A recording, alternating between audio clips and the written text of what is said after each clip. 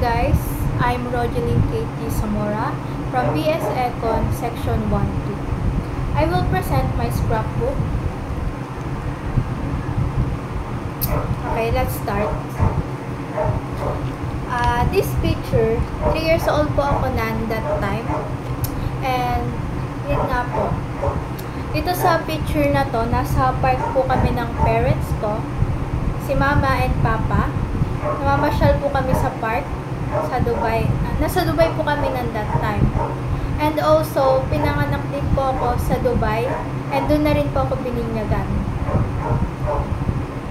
May ate ako pero pinanganak siya sa Dubai. Pero 3 months lang po siya. Then, inuwi na po siya sa Philippines by 2008. Next is number 2 question. What event happening can you recall clearly in this age? Sa totoo lang po, hindi po siya masyadong fresh sa mind ko. Pero ang sabi ng mama ko, namamasyal daw po kami sa park na tuwing bagong sweldo sila. And yun, nakain kami sa favorite naming resto.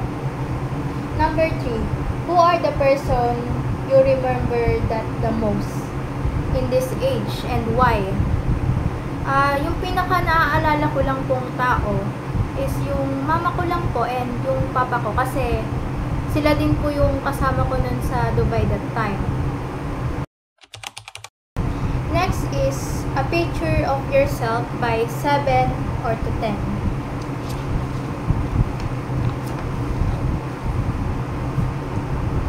What is the most important at this age and why? Ang pinaka-importante po sa akin sa age na 7 to 10 is yun po, magkaroon lang po ng mga tunay na kaibigan at this age. And importante din po sa akin na makasama ko yung mga magulang ko na nasa ibang bansa kasi matagal na rin po silang nawala sa amin noon. Simula po nung naghiwalay sila, nung kauwi lang po namin ng Pilipinas. Then matagal na rin po namin siyang matagal na rin po silang hindi namin nakikita sa age ko na 7 to 10. Dito po sa picture ko na po nito, sa 7 to 10, kasama ko po yung buong pamilya ko nasa outing po kami with my grandparents and sister.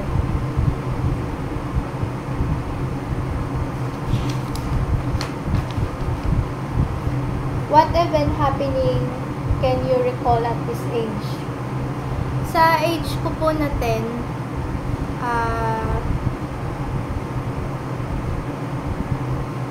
sa age ko po na 10 is, yun nga po, dahil nga po sa wala yung mga parents ko sa tabi ko, palagi ko po silang naaalala, tuwing, lalo na tuwing Christmas. Wini-wish ko na sana nandito lang din sila, or kasama namin siya. Okay, next question is, who are the person you remember the most at this age? Ang naaalala ko po dun sa yun nga po na tulad po ng sabi ko is mas naaalala ko po yung parents ko dahil nga po sobrang layo po nila sa akin. Next is the age of 11 to 16. Describe the picture. Ito pong picture na to is pandemic po siya naganap. Okay, sa nakikita nyo po is mukha po akong bikers din, pero bikers po talaga ako that time. Kasama ko po yung cousins ko magbike kasi nung pandemic po kasi sobrang boring po talaga. And kailangan po namin ng pagkakalibangan ng that time. And syempre, para magkaroon na rin po ng healthy body. And ano po, hindi naman po pwedeng sa bahay lang, nakahiga, kain, tulog.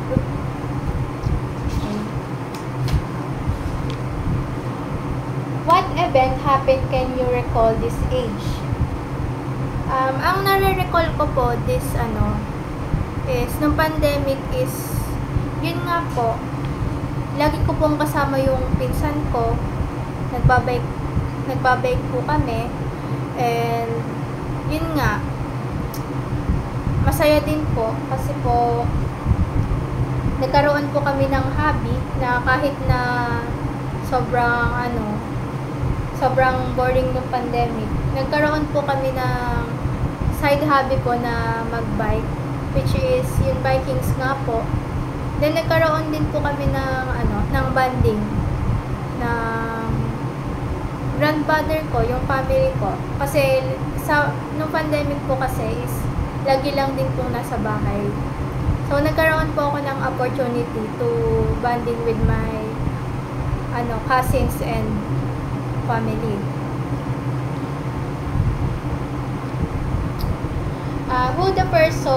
Who was the person that remember at the most this age? I remember the cousin and my grandmother kasi lagi ko silang kasama sa bahay and nakakabanding. What the significance that happened to this age? Because sa self-love, tsaka sa self-love and sa bonding with my parents, masasabi ko na nagkaroon po siya ng impact or change na maganda sa sarili ko. And masasabi ko po na masaya po yung buhay ko noon and very lucky. And masasabi ko rin po na nag-improve po ako noon that time.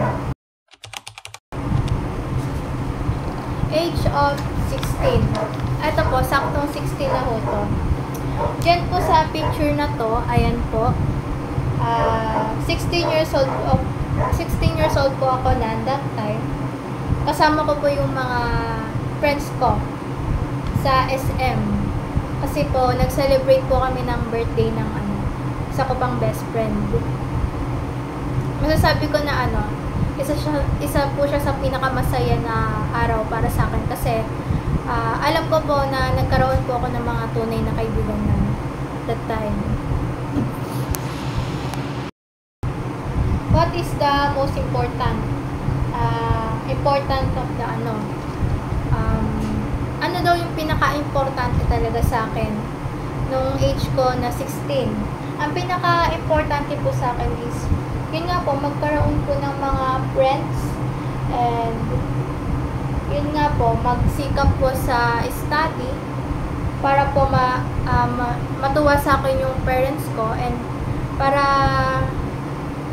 kahit papaano may achievement po ako na may papakita sa kanila sa kabila po ng sacrifice na ginagawa nila para sa akin. And have all of your past experience made you better? Yes, masasabi ko po na yung past experience ko is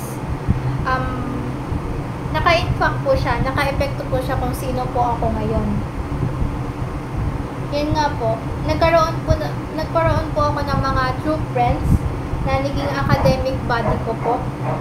And masasabi ko po na napaka-healthy po talaga ng community ko noon that time. Kaya po sobrang thankful po talaga ako at nabago ako noon. And syempre po nakatulong din po sa akin yung mga mababait naming teacher nung senior high. And yun, mas po talaga siya, nakatulong po na mag-improve yung sarili ko. Okay, if you were to change any past, po yun? Kung may i-change man ako sa aking past, sana, yun nga, i-wish ko na lang po na sana hindi na lang po naghiwala yung parents ko. Kasi po, buong Pasko, buong New Year, Yun po yung wini-wish ko na sana magkabalikan na sila, sana kompleto na lang kami, ganun po. And are you happy? Are you happy?